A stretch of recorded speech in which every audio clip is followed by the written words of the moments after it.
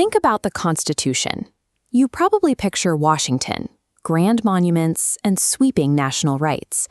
But when you wake up, turn on the tap, and drive to work, that famous document isn't directing traffic. The water running through your pipes, the school bus picking up kids, and patrol cars on the street are managed by separate, much closer sets of rules. Every American lives under three distinct, overlapping legal systems. You have the national constitution, your state constitution, and a local charter all operating at the exact same physical address. We know federal law is supreme, but exactly what authority is left for your local mayor or state senator? And what happens when these rulebooks contradict each other? Understanding where the power over your daily life is concentrated requires peeling back these hidden layers. State constitutions initially act as structural clones of the federal government. They formally separate power into the same three branches: executive, legislative, and judicial.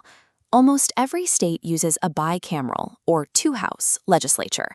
An upper Senate and a lower house sit in a crowded chamber, commanding broad powers to tax, spend, and pass laws that directly impact public health and safety. There is one notable exception.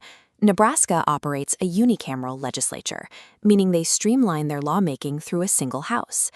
The executive branch also includes major structural variations. While the president chooses their own cabinet, many states use a divided executive.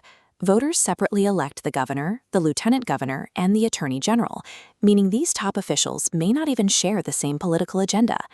Governors hold immense authority on the ground. During state emergencies, every state constitution makes the governor the commander-in-chief over their local National Guard.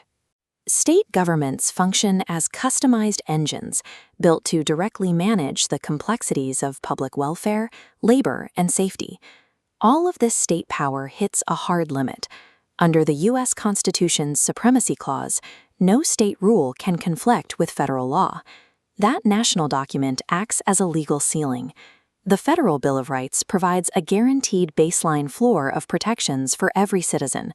States cannot drop below this floor, but they can build upward, granting extra protections like specific union rights or broader anti-discrimination rules.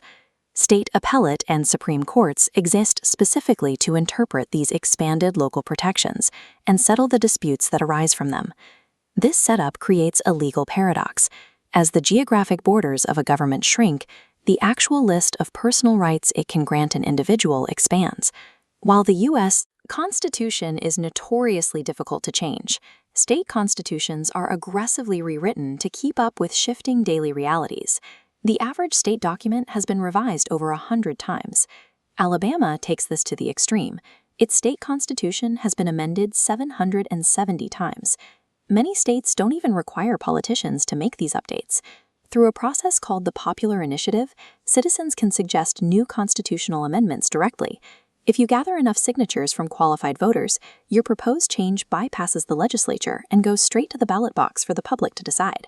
State constitutions are highly editable blueprints, requiring constant public intervention to manage the granular details of local society.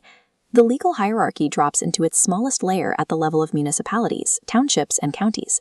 These communities operate on local charters. A charter acts as a legal permission slip from the state, allowing a community to formally organize its own local government. The state keeps these local governments on a short financial leash.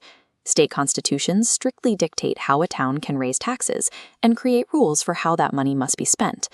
Yet, even at this hyper-local level, the rights floor can rise. A county charter might give its firefighters the right to a union, even if the broader state refuses to provide it. The most precise, binding rules governing your immediate physical environment are found at the very bottom of this legal pyramid. The U.S. Constitution provides the necessary national scaffolding, but state and local documents form the actual living architecture of American law.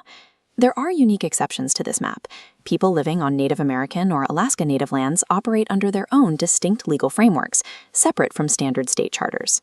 For everyone else, active state-level legislation dictates the terms of economic growth, public welfare, and business operations. Because these local rules are designed to be fluid and updated at the ballot box, they represent the most direct access point for a citizen's voice. True political power in America isn't just a matter of understanding the supreme law of the land. It comes from actively shaping the fluid rules written right in your own backyard.